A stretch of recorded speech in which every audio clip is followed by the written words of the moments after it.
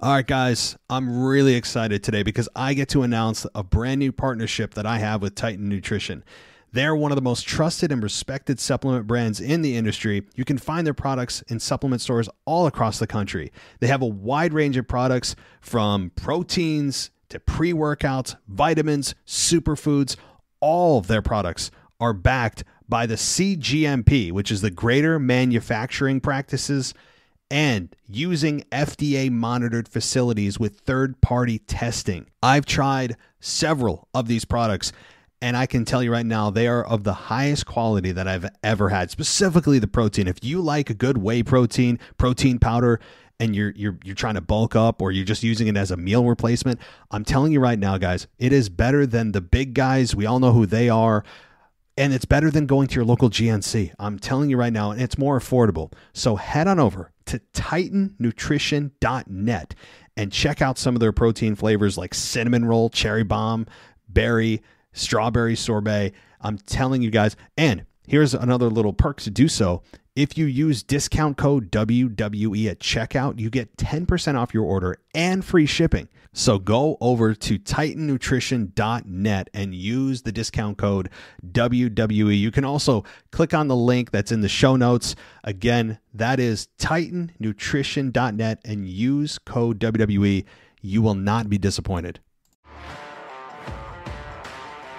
This is WWE superstar Drew McIntyre, and you're listening to the WWE Podcast.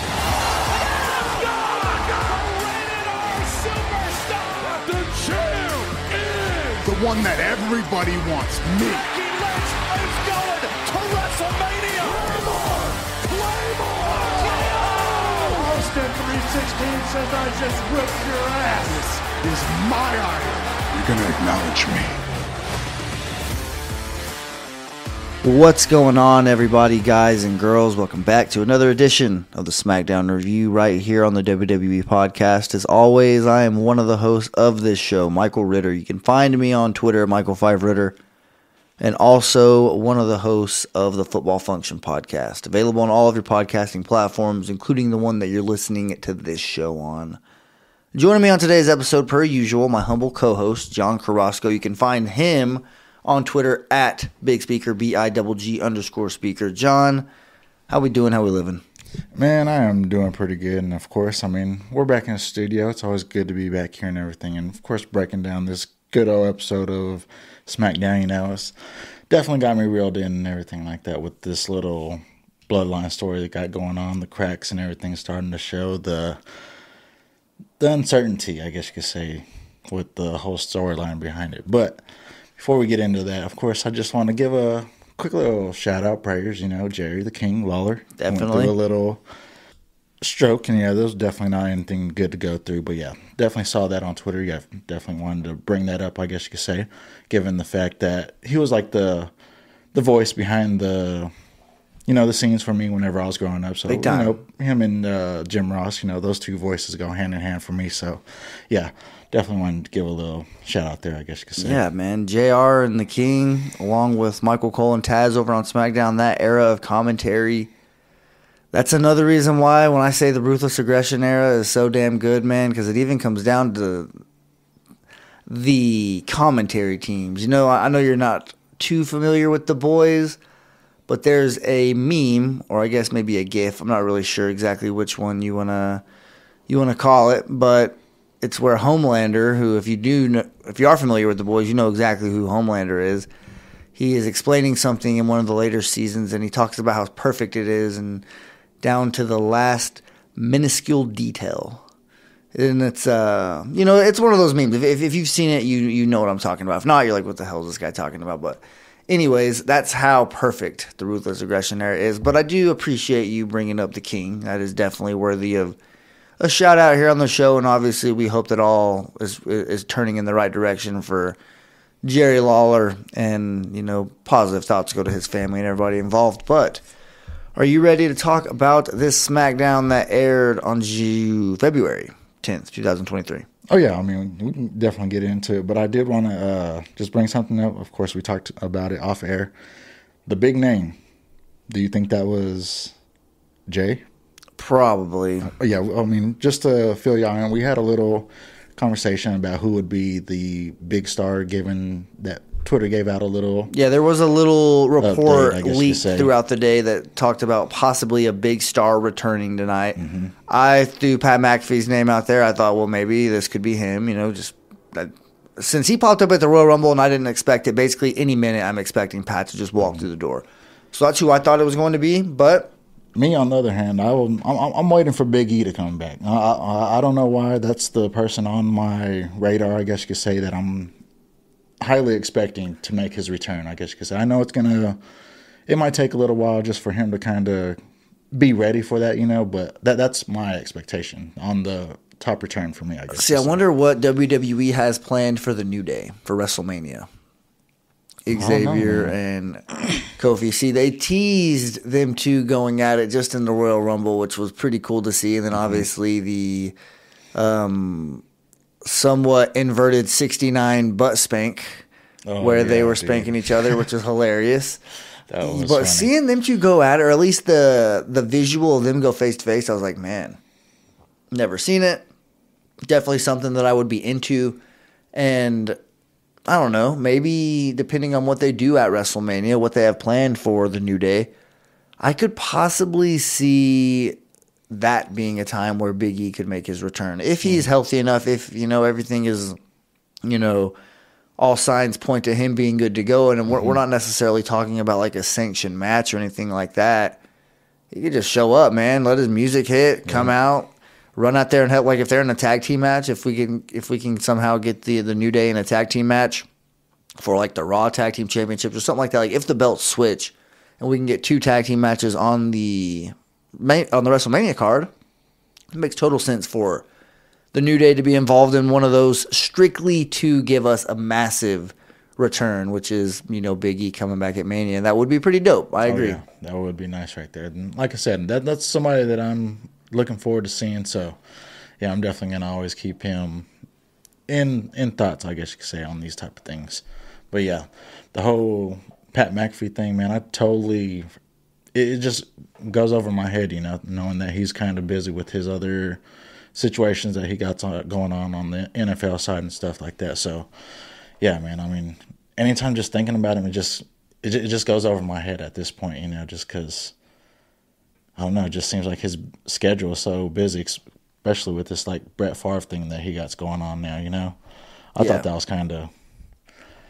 I don't even know what to say about that, honestly. But dude, honestly, I think Brett Favre is probably gonna crap his pants. Brett Favre is barking up the wrong tree. I'll tell you that right now. I'm a football fan. I'm a football guy, but it's no secret. I've been a massive Pat McAfee fan for the better part of like 6 years now. Right. And I mean, dude, if you think Pat McAfee and Shannon Sharp are the only people taking shots at Brett Favre for what his name was rumored to be, tossed around doing, you got another thing coming. But I don't know. That's a whole other can of worms. I think Pat's definitely in good enough hands, whether it is with his legal team, which he has said, I don't have lawyers. So we'll see what happens there. But he did say, hey, we're going to ride it out, let the thing play out, and I'll see you in court, pal. So that's something that we'll just have to kind of monitor and see what happens. I know Pat's not going to be really quiet about it on his show, but anyways, we can go ahead and move on to the main reason why everybody is here and tuning into the SmackDown review, and that is to cover SmackDown, which took place in the Mohegan Sun Arena in Connecticut. So let's talk about what opened the show, which was Paul Heyman. The Fire Stick problems, but hey, I didn't have any really this week at all. There was no lag. Nice. It was a smooth episode. I was able to take notes during commercial breaks just because I wasn't ahead or behind or anything like that. I was watching live with everybody else, but I did miss the opening part of Paul Heyman's promo. But pretty much what I got, the gist of his promo towards the end for sure, was him saying that without these titles, referring to the championships he had there despite Roman Reigns not being there with him, he said that without these titles, there really is no island of relevancy. There is no Paul Heyman. There is no Roman Reigns. And that's whenever I saw Sami Zayn pop up behind him and he cuts his A1 grade A promo.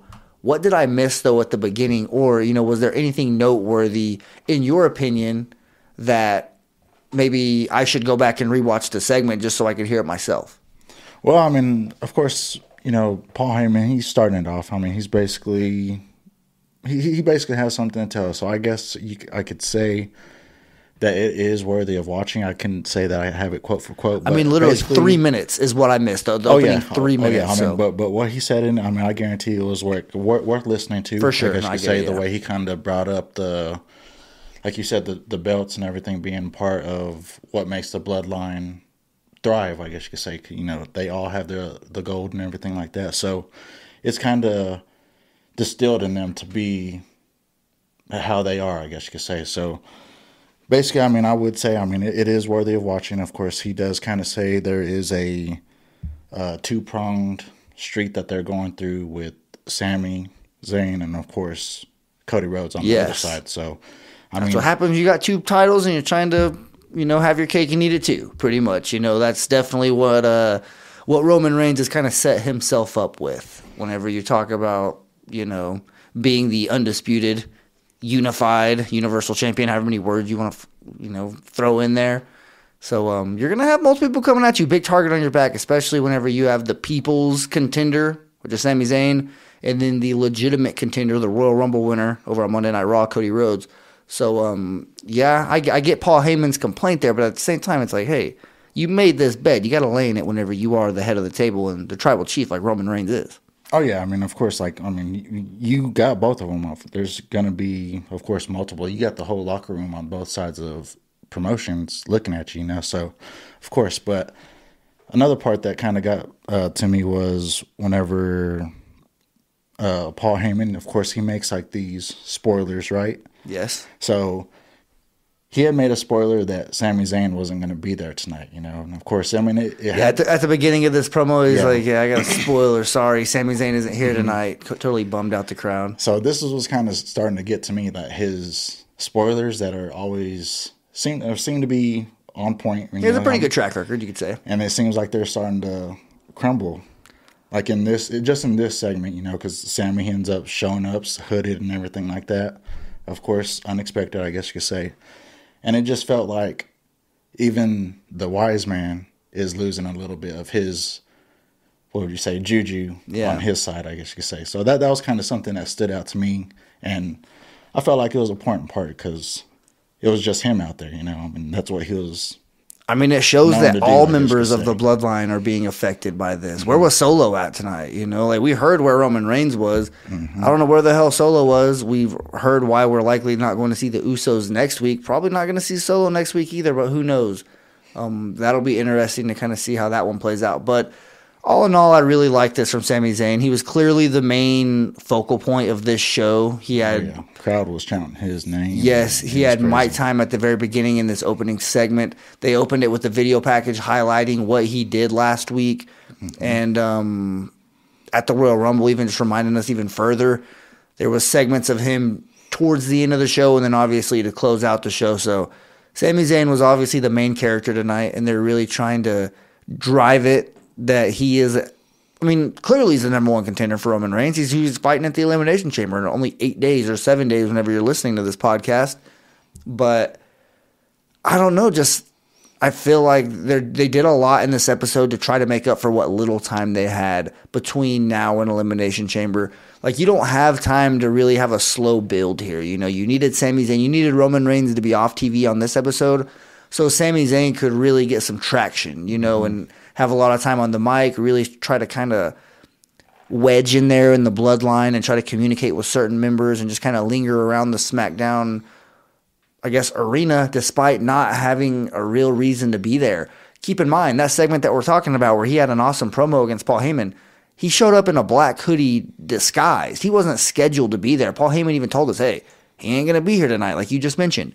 Even backstage, it wasn't like he was in a backstage interview with Megan Morant whenever he ran into Jay later on in the show or anything else. No, I was back there by the equipment loading and unloading area where he's clearly about to leave the arena. So I like the way that they did this. Again, the Homelander minuscule details, if I'm saying that word right. But they're doing phenomenal stuff here. And this is going to be studied whenever you look at, storylines and builds and how you properly develop an on-screen storyline in the slow burn form, and I'm definitely all for this. But do you have anything to add I mean, I will say I saw word for word Sami Zayn's promo, and if there are any of you that didn't catch that for whatever reason, whether it's a bathroom break, looking down at your phone or something like that, definitely go check out what Sami Zayn said, because this is when you really get to hear his perspective. And it's almost like the light finally went on. Seeing Sami Uso and we're feeling Usi, like that version of Sami Zayn almost feels like months ago. Just seeing this version of him and just the drastic change that we saw at the Royal Rumble. It just seems like so long ago that all that stuff was happening, and just his demeanor, his facial expressions, his voice. Like, he seems like a different person now than he was in January. And hats off to Sami, hats off to everybody involved in the storyline, and I'm looking forward to seeing the way this bad boy ends officially, whether it's at Elimination Chamber or if that's just another stepping stone to get us to Mania.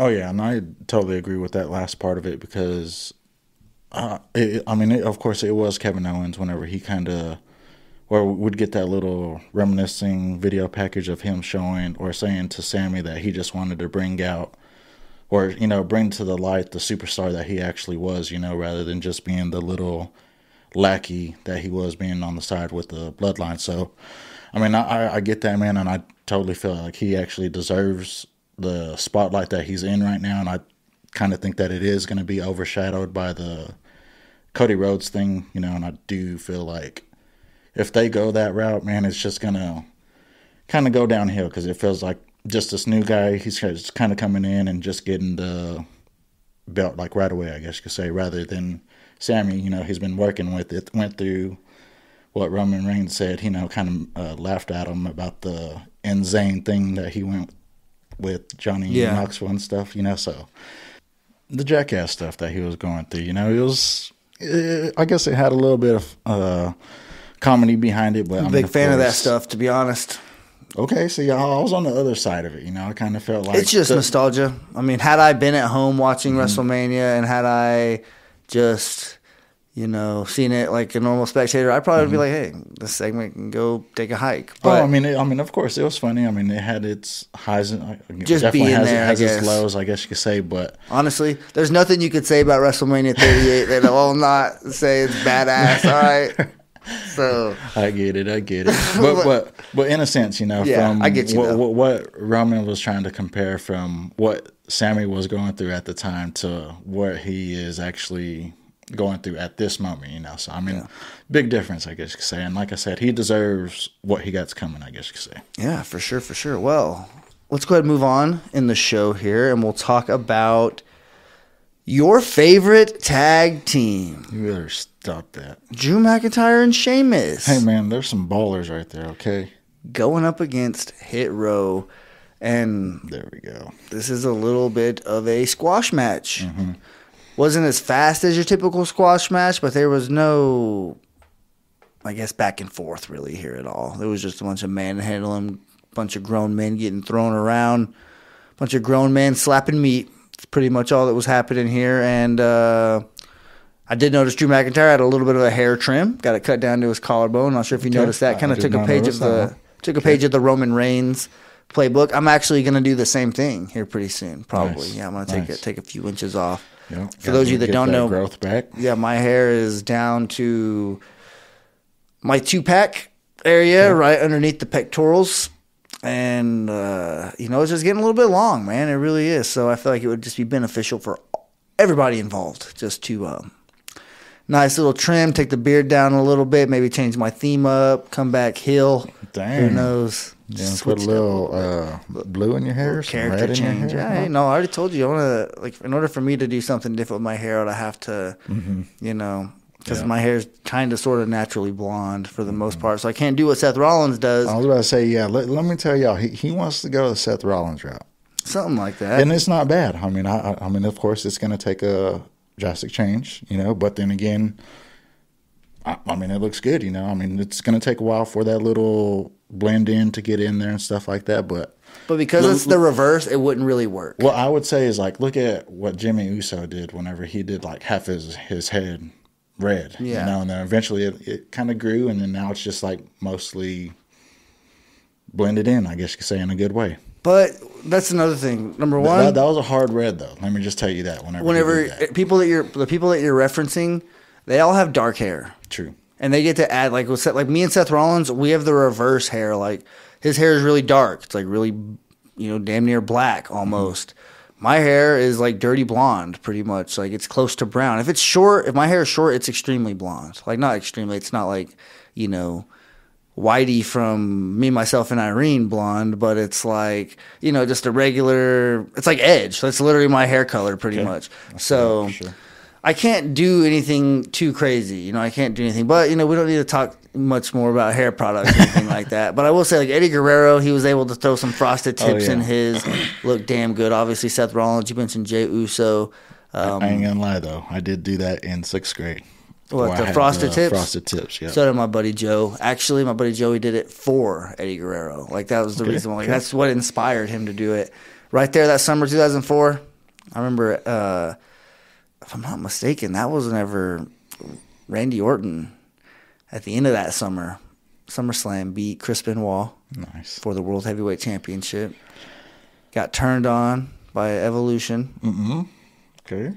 Pretty rough stuff. But yeah, I would definitely, do have a little character change if it were me. But anyways, let's go ahead and get back on topic. We have a bad habit of getting off topic here tonight, but nothing wrong with that. Yeah, we're working. Drew McIntyre, that's what got us off topic, talking about his little hair trim. However, they do, because of Sheamus, I believe, hitting a bro kick. I'm not sure exactly how this one finished. I know Sheamus's finisher, or his music, is what hit, so clearly he's the one that got the pinfall.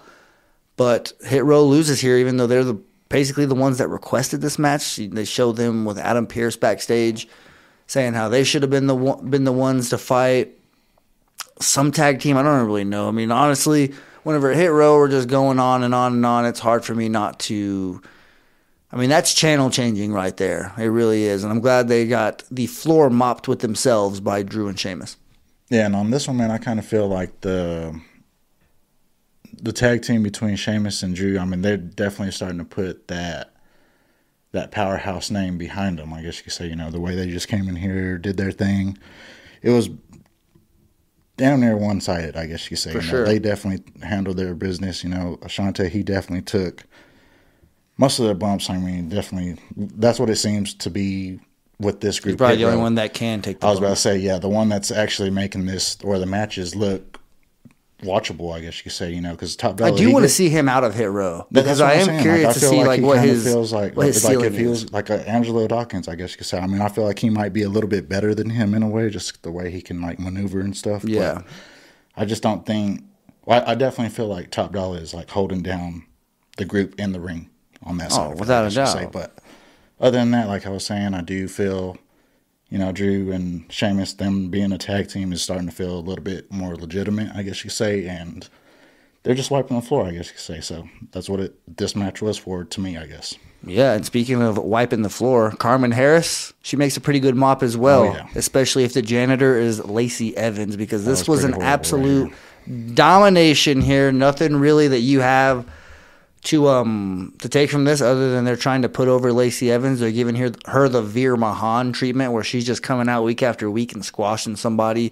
More video packaged than actual in-ring action. Excuse me. Clearly a page out of the Veer Mahan playbook. Like, this is like what they were doing for him during 2022 for the majority of the year. But here we go. Lacey Evans. I do think her future is bright. I love seeing her in the ring. Just need to, get her against some actual worthy opponents. I'm tired of seeing her squash these local enhancement talents. I agree with that. I mean, like I said, I felt like this little new gimmick, no, I wouldn't even say new gimmick, but the revamp of it, feels a little bit better than what it has been before. But she definitely has some strength, man. Like, the way that she, pulled her body up into that, standing... what would you say, handstand, and then brought herself down into the corner of the ropes. That Bronc Buster, whatever the hell you call that. Yeah, I mean, the name. I know exactly what move you're talking about. That was freaking nice, just the way she did it. I mean, it just seems like, she's core strength. She got a good amount of it, and the way that she approaches the match. I mean, she comes aggressive and stuff like that, and I feel like she's just really stamping that military name behind her, I guess you could say. It's a good gimmick if you can actually nail it. Mm-hmm. Up next, Sonya backstage. She begs Adam Pearce for a chamber spot. He's like, what the hell are you talking about? You literally just had an opportunity at the championship last week. She makes sure to, be very technical with him. Well, it's clearly not the same thing. Chamber match, one-on-one match. Yeah, I don't see the correlation there. Mm-hmm. She wants it handed to her where Chelsea walks up. She wants to file a complaint to the quote-unquote manager of Raw. So she wants to talk to the quote-unquote manager of SmackDown. And Adam Pearce actually says, it's me, same guy for both shows. And that right there I felt like was said on purpose. I don't want to be a conspiracy theorist. I don't want to look too far into it. But him finally accepting that he is the quote-unquote manager for both shows, I don't know, man. Like, I want to see one general manager per show. Okay. Like, I don't need to see anybody go back and forth, dude. I really don't. I understand what the Unified Championships kind of muddies the waters. You see the Bloodline go over to Raw and SmackDown all the time, but it's just not my cup of tea, and I've been very, very vocal about that for the 121 episodes that I've been doing this SmackDown review. But what did you think about Sonya and Chelsea Green being, I guess, because of this backstage encounter and then proving they have more in common than they might realize? Adam Pearce throws them together as like a makeshift tag team, and we'll see them compete later on in the show. Do you take anything away from this, or not really? Well, I mean, of course, I can't really say that it was for me, but then again, like, behind Sonya and everything like that, and just her being that, I don't even know, persistent little, nagging little chick that she is, I mean, I'm all for it, but, I mean, eventually you got to kind of take your foot off the gas, and I think just kind of realize where you need to be in your situation. What would you say? The Rock. Know your role and shut your mouth. Jabroni type stuff. Exactly. That's how I kind of feel about it at this point. But, I mean, her making herself relevant is still cool in my eyes, Not against it. Chelsea Green, on the other hand, new to her. A little green in your eyes. I mean, of course. I mean, I have to kind of get used to the – because I don't even know. She's just trying like, Carmella. Let me say that. That's the vibe that I get for you of? Like a high maintenance, oh, I need this, I need that type stuff. And I mean, I'm a little against it in a way. I mean, but then again, well, what else can we get from her? I mean, here on in the match, we'll get it to a little bit later, but I can't really say that she did anything for me. Yeah, you need to give it. It needs more time. The jury is still out. It's one of those situations. However, there was a little bit of backstage conversating going on between Jimmy Uso and Paul Heyman. Tell me about this segment. Well, on this, I mean, a little bit earlier, I mean, of course, it just shows Jimmy, he's trying to get a hold of Jay, and it's just going to voicemail, basically. I mean, why the hell would you keep calling someone if they haven't answered your phone call in weeks? I'm kind of curious, like, why are you even still leaving voicemails? Like, hey, call me when you get this. From your brother type stuff, I mean, you'd figure, this is a serious day. I mean, in between here, you'd have at least some type of communication, right? But for it to be nonverbal all the way up until this point, I mean, what do you expect? I mean, you kind of start panicking. Your titles are on the line, I mean, it's a big moment, big night. I mean, I'd kind of be... If I was in a softball situation, let me say this, putting the team together and my top three people aren't there, I'm blowing their up, you better get over here type stuff. So I kind of feel that, I mean, of course, it's important to him. And I would say, I mean, a little bit of pride there, of course. I mean, he's holding the name, Paul Heyman, he kind of comes in, he starts talking about, well, where's Jay at and stuff. So, I mean, he's kind of worried at this point too, and then of course questioning Jimmy like where he was whenever Sami had ambushed him in the ring and everything like that. So I mean, it's a little uncertainty kind of brewing up in this situation right here, and I don't know, man. Like I said, those little cracks are just starting to show everywhere. It's starting to spider out, I guess you could say. Yeah, we know all about that. Definitely more and more this feud, or I guess the wedge is starting to grow, and it's starting to become bigger and bigger. Let's see here. Natalya up next comes to the ring, and she cuts a promo looking phenomenal. I will say Natalya is somebody who I can say that because, number one, I've met her.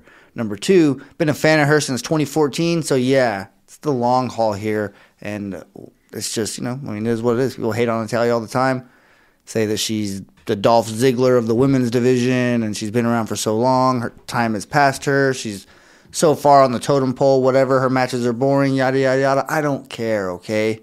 I'm still a fan, and I'm going to support her until she hangs up her pink and black jacket and walks right in to the WWE Hall of Fame. However, she walks into the ring tonight, she cuts a promo, and she details her injury that she suffered from Shayna Baszler, where her nose was broken and she was bleeding all over the place. She missed a bunch of time, had to get some reconstructive surgery on her face. And she takes some shots at Shayna Baszler after that. She pretty much just said, she's a knockoff Ronda Rousey, yada, yada, yada. Just basically just taking the low-hanging fruit. Doesn't really take long for Shayna Baszler to come out, says she's tired of all the nonsense of people saying that Ronda Rousey is or that she's a fake Ronda Rousey because she's been fighting longer than Ronda. She's been wrestling in wrestling rings around the world way longer than Ronda Rousey. So she's tired of people discrediting her legacy, essentially, for, just to put over Ronda Rousey or try to make it seem like she's something she's not. Whatever the case may be, it doesn't take long for Ronda Rousey to come out next. And then she looks like Sonya Blade, which is the way she's dressed, the way her hair is. They get in the ring and they beat the absolute piss out of out of Natalya, I apologize. And they hold her arm down. That's one little spot they do here, and they kick her in the armpit is what it looked like. Don't know what that's going to do. She rolls out of the ring, but I will say the short hair, definitely rocking it. I'm a big fan of this version of Natty, and I hope that we see another big run from her, man. I really do. I know that, like I said before, not everybody's favorite cup of tea. I know that, people love their Becky Lynches. They love their Charlottes. Even nowadays, people are loving their Bianca Belairs, even Rhea Ripley's. It's going to be a long time before people can make a legitimate case. Oh, yeah, give Natalya a championship opportunity. But I just want to see it go out on top. That's really all I come from on this. But what do you think about this segment where Ronda Rousey makes her return? We haven't seen her since before the Rumble. And Shayna Baszler basically clears the air as to, people running their mouth about her. Well, the feud that we can get here between Natalya and Shayna would be pretty interesting to me, of course. I mean, like you talked about at the beginning of this, the new haircut that Natalya has and everything like that. Even I don't even know what kind of hat she was wearing tonight, that little pink hat or whatever you want to call it. I mean, it just looked good. She looks good, I guess you could say. So yeah, watch your mouth. Hey, man, no, you ain't claiming nothing over here, okay? But anyways, I was just agreeing with you. I'd say that for the fun. Okay. But I appreciate it. Other than that, man, I mean, Ronda Rousey, I could do less without her on TV type stuff. Oh, yeah, for sure. Her being back, I guess you could say, who cares? Who cares? But other than that, man, I mean, I do feel like you did leave Shotzi out of this. Give her some credit. Shotzi? She did come in and try to help. Yeah. Oh, my gosh. I apologize. Oh, no. I mean, of course, not trying to say nothing. I was apologizing to Shotzi for leaving her out because she's also one of my faves. There you go. I was about to say, her coming in to just keep having Natalya's That's why I need back, you here, man. That's pretty good in my book, I guess you could say, for her to always be there whenever situations like this kind of pop up, somebody's uneven. I feel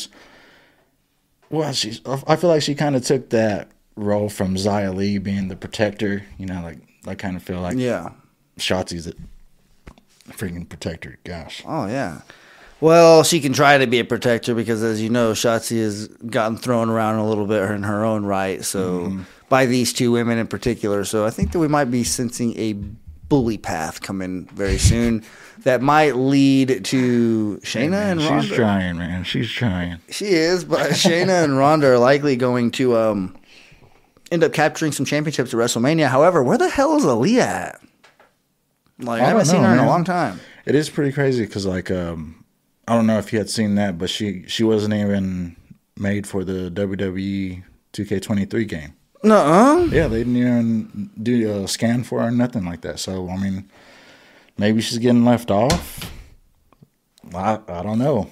That was me throwing my pin right there because I'm pissed. Wasn't she on your list? She was on my list. Dang. One of my sleeper picks that I took in the 5th round. So, and that was an off-air draft that John and I did. So, you're going to have to tune in for a different episode.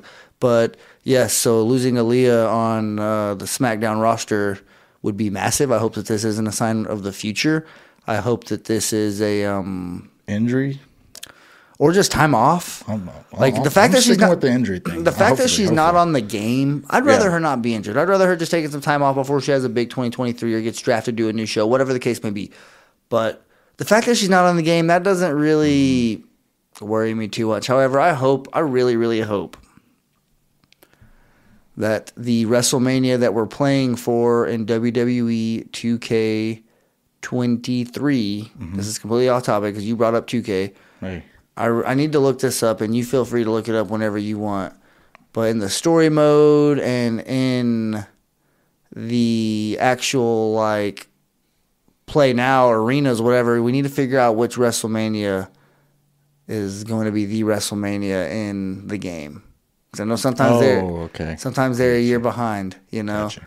And if it has the WrestleMania 38 stage and all that, may not be playing too much WWE 2K23, but the subject for a whole nother day. Talk about that later. All right. However, let's go ahead and see what we have next here on the docket. Got to pull my notes back out. Well, yeah, man. Shout out to Aaliyah.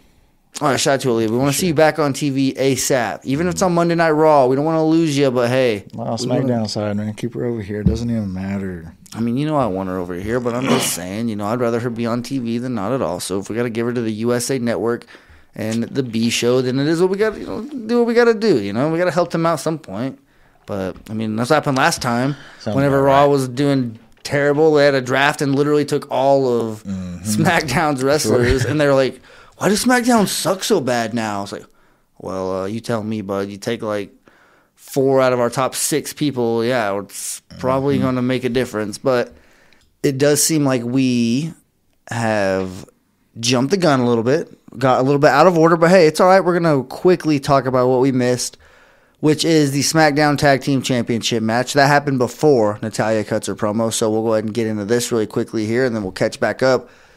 This looked like it's going to be a handicap match because you mentioned it. He isn't answering his phone, Jey Uso, that is. Who's going to be his tag team partner? We can't just plug in Sami Zayn anymore. We've already mentioned Solo Sikoa is nowhere to be found. He literally asked Paul Heyman if he's available to, tag with him here. That just shows the confidence that Jimmy has, and he could basically win with anybody. So he goes to the ring by himself, and at this moment I'm thinking, is this going to be the match where Jimmy Uso becomes main event Jimmy Uso, where he takes him 2-on-1 and defends the championships by himself? I knew that was an avenue, but it wasn't very likely, but possible.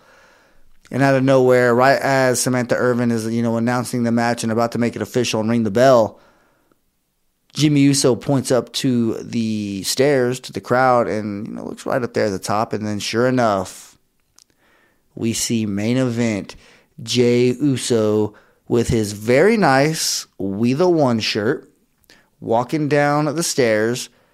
He makes his way to the ring, and this is pretty much like, I'm not sure if you've seen Four Brothers, but this is like when Mark Wahlberg walks up in the snow whenever Victor Sweet's there, and this is the guy we're waiting on right here, and he shows up, and this is a pretty good match, I will say. The Usos do end up winning it after like an old-fashioned wrong legal man mix-up where Ricochet, I believe it is, he thinks that Jimmy is the legal man, so he hits a shooting star press or something like that.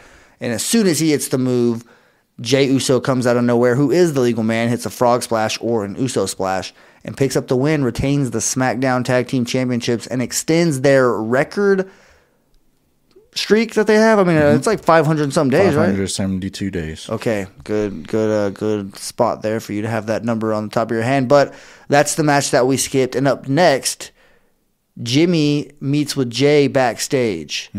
What happens here? Well, basically right here, they're just walking out, I guess you could say basically. Is it like an ultimatum? Ultimatum. I wouldn't say that. They're just coming out, like I was saying, they're celebrating, and then Jimmy's just straight up ask him, hey, man, are you in or are you out? And then Jay's kind of like, I don't know, man, I don't know, and then he just walks away.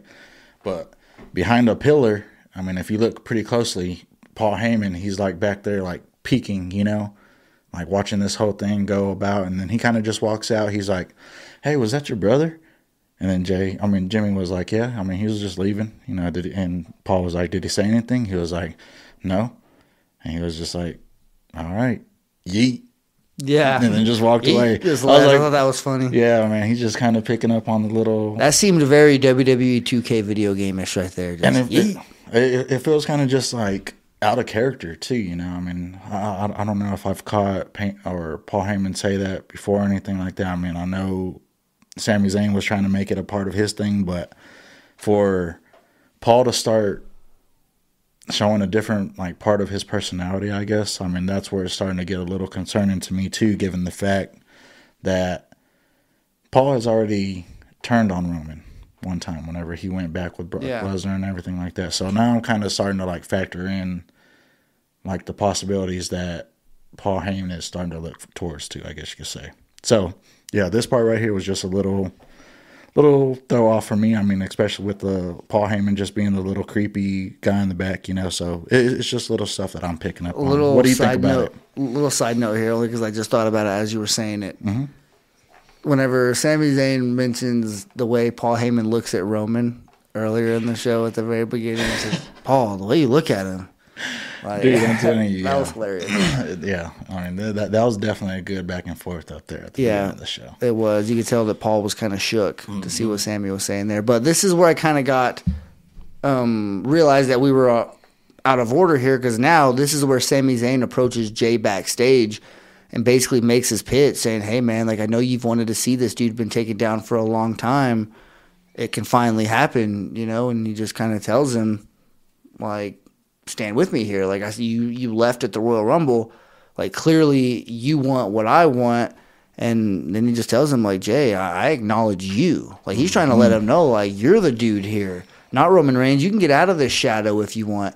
And the way that they're building up Jay, man, is chef's kiss. It's brilliant. Like, it kind of all goes back to square one, where that's where it all started with these guys, you know, Roman and Jay in the Hell in a Cell and all that stuff, and here we are. They are just such a dominant faction for so long, and then it all kind of comes back down to, you know, goes full circle to Jey Uso again. And man, whoever's behind this, just I want to shake their hand. You know, I'm not sure if you've seen that video, the viral video on the internet of the hostile guy in an airplane. It's like this really massive dude, and him and this other guy are like kind of getting into an altercation on an airplane, and he just, all you hear is him walking down the aisle saying, "I want to shake his hand. I want to shake his hand." He's like repeating that he wants to shake that guy's hand. That's pretty much what I want to do to the writer, the producer, whoever is behind this Bloodline storyline, especially the Jey Uso and Sami Zayn dynamic. But what'd you think about this? Well, in this part, man, like you said, I mean, things are freaking shaky right here. I mean, because Sami, I feel like he's doing that like master strategist thing, you know, getting in Jay's head. I mean, of course, he's doing it the right way, because he's giving Jay the confidence that he needs to, I guess you could say, break out of that little shell that he's been in this whole time, you know. Because, I mean, even if you go back, you kind of notice, you notice little things of Jay trying to be the top guy, I guess you could say, you know, holding up the belt, I guess you could say, for Roman Reigns, you know, kind of cutting in between promos, you know, I guess you could say being disrespectful in a way, you know. I don't know. I mean, you kind of starting to put all those things together, and you just think, I mean, maybe is this really centered behind the Usos, you know, and kind of just starting to branch out for them in a way. But I don't know. Sami Zayn, he's definitely doing what he needs to do, you know, to get under the layers of this group, I guess you could say. And yeah, man, he's doing his work. I'm telling you. Up next, we have a backstage interview with LA Knight and Megan Morant. What happened in this one? Oh, on this one, man, I mean, basically he just comes up and she's basically just asks him straight up, you know, about his thoughts, feelings about what happened at the Royal Rumble. And he kind of just cuts her off there, and like, he basically just says that he's not looking at the Royal Rumble anymore. Like, you know, he's ready to look past it and what's next to come, I guess you could say. So, yeah, basically what I took from this is he's just trying to put it past him, you know, quick and easy. Didn't really get into too much of it, but I mean, yeah, he's just ready to move on from. So it's pretty much just putting a bow on the feud with Bray. Oh yeah, like, you don't think there's anything else? There was no teaser that something else is coming. I didn't feel like there was anything, like no lights flickered or anything like that. No Bray, no barcode or a little moth. Like that. Yeah, so I kind of felt like, I mean, maybe he was just trying to, like you said, put this behind him and move on to the next part of his stage, I guess you could say. All right, well, up next we get another tag team match. This one is the one that we got earlier today whenever Sonya and Chelsea were backstage, and Adam Pearce made this impromptu match versus Raquel and Liv Morgan.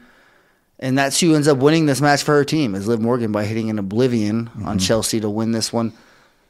I mean, I knew as soon as Raquel was coming out, she got a massive pop. Her song. Oh, yeah. That shit, it always reminds me of the Royal Rumble now, just because the massive pop that she got whenever that song hit, and obviously being so close to her hometown. So hearing that, it just brought back that memory. I was like, oh, crap, like I remember being at the Rumble there. So obviously I wanted to see Raquel win this match, and luckily she did just that. This team really didn't stand a chance. And it's not really because Liv Morgan, no offense, but it's clearly because of the powerhouse that is Raquel Rodriguez. But what were your thoughts or insight on this tag team match? Well, I mean, this one didn't really do too much for me, of course. I mean, going into it, I kind of knew or expected who was going to win, you know. So, of course, the expectation wasn't as high as it should be, I guess you could say. But like I was saying earlier, man, Chelsea Green, the way she just, like, screams and pretty loud and obnoxious whenever she's about to get, like, or take a bump or something. Just like I said, it just reminds me of Carmella. So it's not the best way to go down in my book, I guess you could say. But, I mean, it kind of felt like Sonya, she kind of took most of the beating here. But like you were saying, the tag team, the powerhouse, Raquel, and then, of course, adding Liv into it.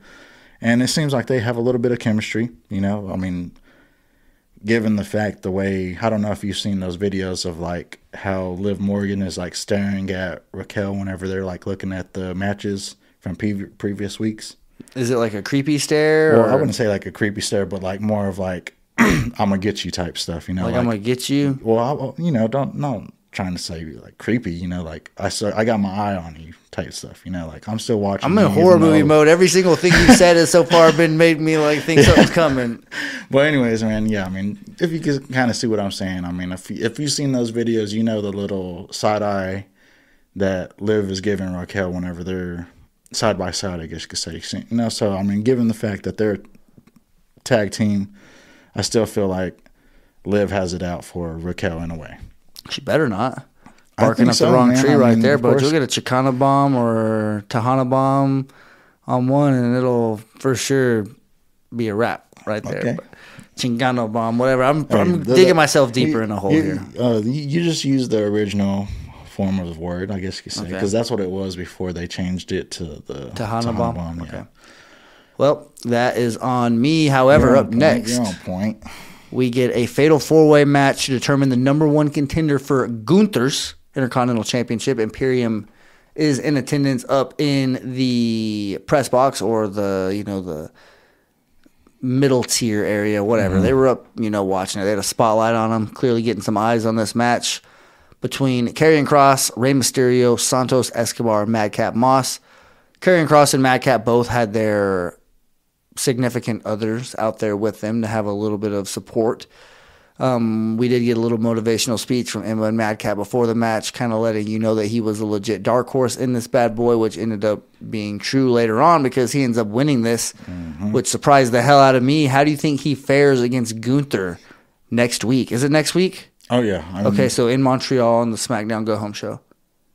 Okay, just making sure. I wasn't sure if it was on the Elimination Chamber or SmackDown, but I knew that it was, coming in the next week or so, but yeah. Yeah, on this, man, I kind of felt like whenever the match ended, Gunther, they kind of like panned up to him and saw like that facial expression that, like I was expecting somebody else type stuff. That's how I kind of expected it too. I didn't expect Madcap to win. Of course, I'm on his. Hell no. I thought Santos Escobar was going to be the dark horse here. Maybe him or Karrion Kross, because they haven't met it. For sure, one of those two. Yeah, maybe a new face. I mean, of course, we are getting a new face. But in Madcap, I mean, his girlfriend, Emma, I guess you could say, is how is that supposed to help between Imperium? That you're already at a numbers loss. Have you not seen that video that's been going around on the internet about the Dallas Stars hockey player or the Dallas Stars hockey game with the kid with the mullet? No. Him getting. Oh yes. You not see his girl jumping in? Hey man, that's how she's gonna contribute there, bud. I mean, I guess you can get that little "you can't hit a girl" type stuff, like how Judgment Day is going. But then again, I mean, you're still, you're 3 versus 1. You know what I mean? Maybe How do we get Baron Corbin back? Maybe 1.5. No. Get some more backup. He just got dropped by I was about to JBL. say, Why yeah, not bring- JBL already done got. Come on back to man. SmackDown, Corbin. We'll take you back. Don't worry. We're all about second chances over here. That's why we're the A show. Not just because the product is top tier. Storylines get developed. Not a whole lot of nonsense going on in between segments. But also, SmackDown Live was once the land of opportunity. SmackDown Now on Fox, we're just the land of second chances, okay? If you want to show up, you got to earn it. Man. We're not just going to give you a third chance willy-nilly. And you're literally, if we're being honest, you're on like your 6th chance. So it is what it is. But because you've been down on your luck, and we're feeling a little bit generous here, we'll take you back on the roster. I like how we act like we actually have a say-so. I was about to say, I mean, that's Mike's side of the story over there, man. I can kind of go back for the Madcap being the jokey guy and stuff like that, and the little All those feud jokes that he was telling. that they had between him and Corbin, but don't bring him back to be like a associate for him or any type of partner for him, I guess you could say. I like the feud that they had going on, but yeah, like I said, Madcap being the winner of this match definitely blew my mind. That's for sure. So this was actually the main event of the show, but we get a little bit something else to close it, and it's Paul Heyman. The same way we open the show, which is Paul Heyman, the Bloodline, Sami Zayn, all that great stuff. Sami isn't involved in this one. It's just Paul Heyman and Jimmy Uso. And he informs both Usos to stay home next week, that they're going to handle this Montreal situation, whatever. And he tells them to watch on TV because sometimes you can see certain things on TV that you can't see when you're watching live. Now you can already let your brain start wondering, why did he say that? What did he mean by that? What did he see, or what did Roman Reigns see to, make him have these type of allegations? But also, I mean, we know the real reason why they're not going to be there, but Oh, yeah. so you can't look too far into it to think they have to do something like that, whereas they're trying to write it in storyline-wise why these guys aren't going to be on TV next week despite defending the championship successfully tonight. So now it was a assignment, so to speak, I guess is what Paul Heyman referenced it as, I think, in that last segment. And, I mean, I don't know. I'm wondering because now, we just mentioned, we know why they're really staying, but storyline-wise, why are they doing this? Like, what's the reason? Why does Roman Reigns want them to watch from TV? Like, what did he see that he wants them to see? I don't know. This is one of those cliffhangers, like that's keeping you coming back. And the fact that we're so close to another pay-per-view, I'm extremely, excited to see where we're going here.